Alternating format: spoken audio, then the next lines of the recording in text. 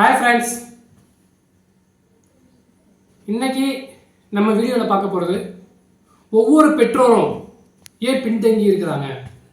இப்போ பெற்றோர் அப்படின்னாலே அம்மாவையும் குறிக்கும், அப்பாவையும் குறிக்கும். ஆனால் இந்த சமுதாயம், இந்த உலகம் அம்மாவை தான் எப்பவுமே முன்னிலைப்படுத்துவாங்க. மாதா பிதா குரு தெய்வம். ஸோ அந்த வரிசையிலையும் மாதா தான் முதலிடம், அதுக்கு பிறகுதான் தந்தை. ஒரு ஆணும் பெண்ணும் எப்பவுமே சமன் சொல்லுவாங்க. அதுபோலத்தான் அம்மா பாதி அப்பா பாதி. ஆனா முன்னிலைப்படுத்துறது என்னமோ அன்னை தான். இதுக்கான அன்னையை பத்தி குறை சொல்ல வரல. அன்னையே நானும் மதிக்க திறந்தவர் தான்.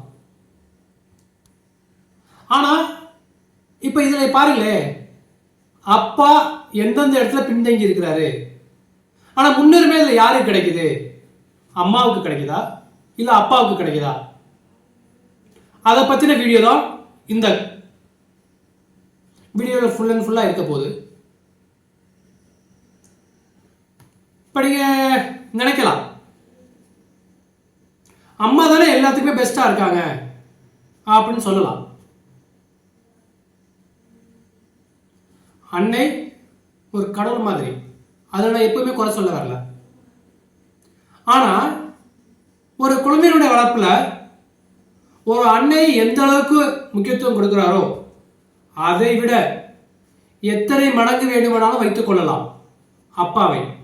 ஆனா முன்னிலைப்படுத்துறது என்னமோ அம்மாவை மட்டும்தான். அப்பாவை எப்பவுமே பின்தங்கியே நம்ம வச்சிடறோம். இது எதுக்காக, என்ன காரணத்துக்காக இது வருது, எதுக்காக இப்படி சொல்றாங்க அப்படிங்கிறத இந்த வீடியோ எண்டில் நான் சொல்றேன். ஸோ அது வரைக்கும் இந்த வீடியோவை ஸ்கிப் பண்ணாம பாருங்க, உங்களுக்கே இது புரியும் என்னன்னு. உதாரணத்தை சொல்லணும் அப்படின்னா, ஒரு குழந்தையை சுமப்பவள் அன்னை. அவங்க சுமக்கிறது 9 மாதம், அதிகபட்சம் 10 மாதம். அதன் பிறகு பால் ஊட்டி சீராட்டி கொஞ்சம் கொஞ்சமாக வளர்க்குறாங்க. ஸ்டெப் பை ஸ்டெப்பாக வளர்ந்த பிறகு ஒரு ஸ்டேஜுக்கு பிறகு அன்னையினுடைய பங்கு அதில் எனக்கு தெரிஞ்ச அளவுக்கு அதோட முடிஞ்சிடும். அதுக்கு பிறகு இருக்கலாம். ஆனால் ஒரு அப்பா அவருக்கு அந்த பையனுக்கு, பையனோ பொண்ணோ எந்த குழந்தையாக இருந்தாலும் சரி, அவர்களுக்கு திருமணம் ஆகிற வரைக்கும், இன்னும் சொல்ல போனால் அந்த தந்தையினுடைய உயிர் இருக்கும் வரைக்கும் அந்த குழந்தைகளுக்காகவே எத்தனை ஆண்டுகள் உழைத்துக் கொண்டிருப்பார். இங்க பாருங்களேன், இதுல அம்மா 10 மாசம் தான். ஆனா அப்பா ஆண்டுகள் ஆண்டுகள் ஆண்டுகள் ஆண்டுகள் ஒரு ஒரு குறைஞ்சபட்சம் அந்த பையனுக்கோ பொண்ணுக்கோ திருமணம் ஆகிற வரைக்கும் அவங்களுடைய எல்லா கவனிப்பும் அப்பாவை தான் இருக்கும். இதுலையும் பாருங்க, அம்மாவை தான் முன்னிலைப்படுத்துறாங்க. சரி, அடுத்ததா பார்க்கலாம்னா, இப்ப ஆணும் பெண்ணும் சமம் சொல்றோம்ல, அந்த விதத்துல அப்பா என்பவர் வெளியில வேலைக்கு போவாங்க, ஒரு பிசினஸ் தொடங்குவாங்க, ஏதோ ஒரு லெவல்ல ஏதோ ஒன்று பண்ணிக்கிட்டே இருப்பாங்க. இன்கம் வர்றதுக்கான சோர்ஜ் எங்கெல்லாம் கிடைக்குதோ அங்கெல்லாம் தேடி தேடி கண்டுபிடிச்சு அதுக்கான உழைப்புல ஈடுபடுவாங்க. ஆனா பெண்களும் அது போலத்தான். என்ன, வீட்டில் சம்பளம் இல்லாம வேலை பார்ப்பாங்க. அவங்க பார்க்குற உழைப்பை விட அதிகமான உழைப்பு பெண்கள் பார்த்தாலும் ஒரு குடும்பத்திற்கு தேவையான செலவுகள் அனைத்தும் ஒரு அப்பா தான் கொண்டு வந்து சேர்ப்பான். ஸோ அந்த இடத்துலையும் பாருங்களேன், அம்மாவைத்தான் ஒரு முன்னிலைப்படுத்துவாங்க, அப்பாங்கிறது 2ஆம் பாகம் தான்.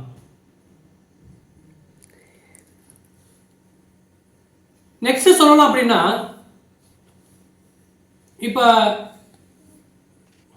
ஒரு நகை எடுத்துக்காங்களே, அம்மா கிட்ட எவ்வளவோ நகை போட்டிருப்பாங்க. ஒரு திருவிழா வரலாம், இல்லை ஒரு பொங்கல் தீபாவளி வரலாம், ஏதோ ஒரு ஃபங்க்ஷன் வரலாம், இன்கம் சோர்ஸ் ஏதோ ஒரு ஆப்ஷன் இருந்துச்சு அப்படின்னா அவங்களுடைய அடுத்த ஆப்ஷன் என்னவா இருக்கும்? ஒரு கோல்டு எடுக்கிறதுல ரொம்ப ஆர்வமாக இருப்பாங்க.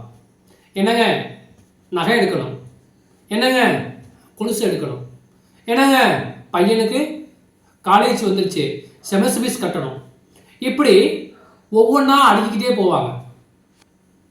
மிஞ்சி போன அப்பாவுக்கு என்ன இருக்குன்னு நீங்கள் நினைக்கிறீங்க? அவங்க கல்யாணத்தில் போடக்கூடிய ஒரு மோதிரம் மட்டும்தான் இருக்கும்.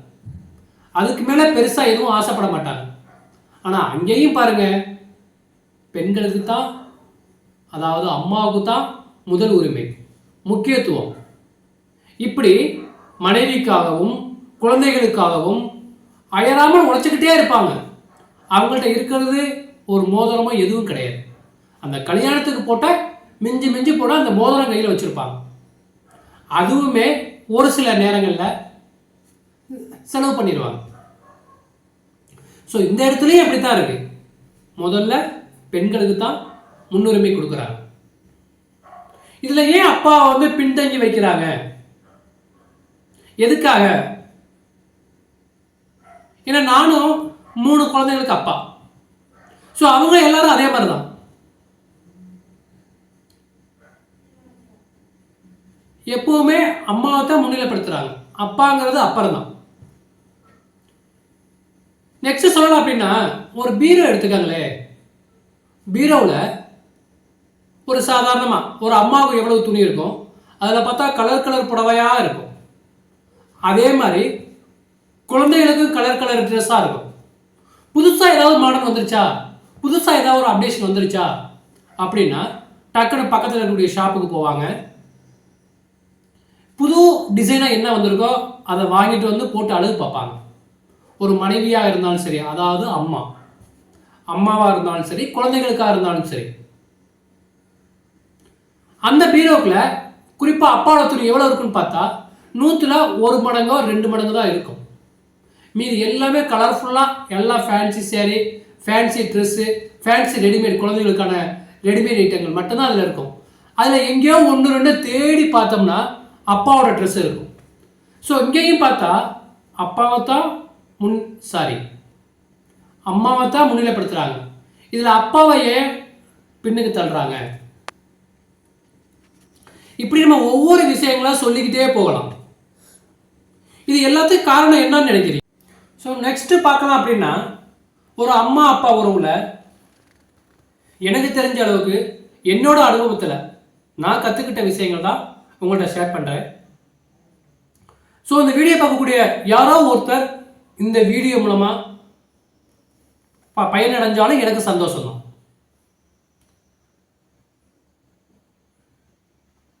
இப்போ அதே மாதிரி வீட்டில் சமைக்கிறதா இருக்கட்டும், நமக்கு பிடிச்ச சமையல் எல்லாமே அம்மா தான் செய்வாங்க. என்ன கேட்டாலும் உடனே செஞ்சு கொடுப்பாங்க. ஆனால் செஞ்சு கொடுக்கறதுக்கு மூலதனம் எங்கேருந்து வருது? அப்பாவோட அயராத உழைப்பு. இந்த இடத்துலையும் பாருங்களேன், அம்மா சமைச்சு கொடுத்தாங்க, அம்மா செஞ்சு கொடுத்தாங்க, நமக்கு என்ன கேட்டாலும் உடனே செய்கிறாங்க. இதில் அப்பாவை என்ன பண்ண முடியும்? குழந்தைங்க என்ன கேட்டாலும் சரி, அம்மா என்ன கேட்டாலும் சரி, செஞ்சு கொடுக்கறதுல தான், வாங்கி கொடுக்கறதுல தான் முதல் உரிமை எடுத்துக்குவார். அவர் எப்படி இருந்தாலும் அதை பற்றி எப்பவுமே கவலைப்பட மாட்டார். குழந்தைகளுக்காகவும் மனைவிகளுக்காகவும், அதாவது அம்மாக்களுக்காக அயராது உழைப்பார். என்ன தேவையோ எல்லாம் வாங்கிட்டு வந்து கொடுப்பார். இப்போ ரெண்டுமே ஒன்று தான். அம்மா சமைக்கிறாங்க, அப்பா என்ன கேட்டாலும் வாங்கி கொடுக்குறாங்க. ஆனால் இந்த இடத்துலையும் பாருங்களேன், அப்பாவை பின்னுக்கு தான் தள்ளுறாங்க. இது எல்லாத்துக்கும் மேலே இப்போ ஏதோ ஒரு உணர்ச்சி வசமாக பேசுகிறோம், ஏதோ ஒரு அழுகிறோம், ஏதோ ஒரு இன்சிடென்ட் விபத்து ஏற்பட்டுச்சு, ஏதோ ஒரு அசம்பாவிதம் வந்துருச்சு அப்படின்னா முதல்ல கூப்பிட்ற வார்த்தை என்ன வார்த்தை? அம்மா அப்படிங்கிற வார்த்தை தான் கூப்பிட்றாங்க. எங்கேயாவது அப்பா நான் விழுந்துட்டேன், அப்பா எனக்கு கால் வலிக்குது அப்படின்னு எங்கேயாவது சொல்கிறோமா? எங்கேயுமே இல்லை. ஏன் இன்னும் சொல்லப்போனால் ஒரு பெண் பிரசவ வலியில் இருந்தா கூட அப்பவும் என்ன சொல்லுவாங்க, அம்மா தாங்க முடியலையே, வலிக்குதே அப்படின்னு சொல்லுவாங்க. இதுலயும் பாருங்க, அப்பாவை பின்னுக்குத்தான் தள்ளுறாங்க. எனக்கு என்னமோ இது எல்லாத்துக்கும் ஒரு காரணம் என்னன்னு தெரியுமா? அப்பா எல்லா விஷயங்களுமே பங்கெடுத்துக்குவாங்க. ஆனால் நம்ம அப்பாவை எப்பவுமே முதன்மைப்படுத்துறது கிடையாது. நம்மன்னு இல்லை, இந்த உலகம், இந்த சமுதாயம் எல்லாமே அந்த நிலைமையை நோக்கித்தான் சென்று கொண்டு இருக்கிறது. நம்மளும் ஒரு நாள் நம்ம அப்பாவை பெருமைப்படுத்தலாமே. எனக்கு தெரிஞ்சது என்ன காரணம் இருக்குன்னு நினைக்கிறீங்க தெரியுமா? அப்பாங்கிறவங்க ஒரு முதுகெலும்பு மாதிரி. எப்படி? அப்பாங்கிறவங்க, அதாவது தந்தை ஸ்தானங்கிறது ஒரு குடும்பத்துக்கு ஒரு முதுகெலும்பு மாதிரி. ஒவ்வொரு மனிதனுக்கும் முதுகெலும்பு எங்கே இருக்கு? பின்பக்கம் தான் இருக்கு. ஸோ ஒவ்வொரு குடும்பத்திலுமே சரி, ஒரு குடும்பத்துக்காக உழைக்கும் ஒரு முதுகெலும்பை நம் அன்றாட ஒரு வார்த்தை சொல்லி பாராட்டலாமே. ஸோ இதனால தாங்க ஒவ்வொரு குடும்பத்திலுமே சரி, இந்த சமுதாயமும் ஒரு குடும்பத்தை தாங்கி நிற்கிற ஒரு ஆண்மகனை முதுகெலும்பு கூட சொல்லலாம். நம்ம பேலன்ஸாக நிற்கிறதுக்கு முதுகெலும்புங்கிறது ரொம்ப முக்கியம். அந்த முதுகெலும்பு நமக்கு பின்னால் இருப்பதனால் குடும்பத்தில் உள்ள அனைத்து உறுப்பினர்களையும் தாங்கித்தான் செல்ல வேண்டும், பின்தங்கித்தான் இருக்க வேண்டும். நாம் எப்பொழுதுமே பெண்களை முதன்மைப்படுத்துபவராக இருந்தாலும் நாமும் ஒரு சராசரி மனிதன். ஒவ்வொரு ஆண்மகனுக்கும் ஒவ்வொரு தந்தையருக்கும் இந்த வீடியோ ஒரு சமர்ப்பணம். ஸோ இந்த வீடியோ உங்களுக்கு பிடிச்சிருந்தா சப்ஸ்கிரைப் பண்ணுங்க. ஸோ இந்த கருத்து உங்களுக்கு பயனுள்ளதாக இருந்தாலும் மற்றவங்களுக்கும் ஷேர் பண்ணுங்க. இந்த வீடியோ மூலமா எத்தனையோ பேர் பார்த்து அது மூலமா பயனடைந்து அவங்களுடைய அப்பாவை ஒரு பாராட்ட ஒரு வழி வகுக்கலாமே.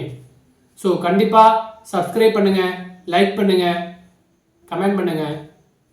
நன்றி.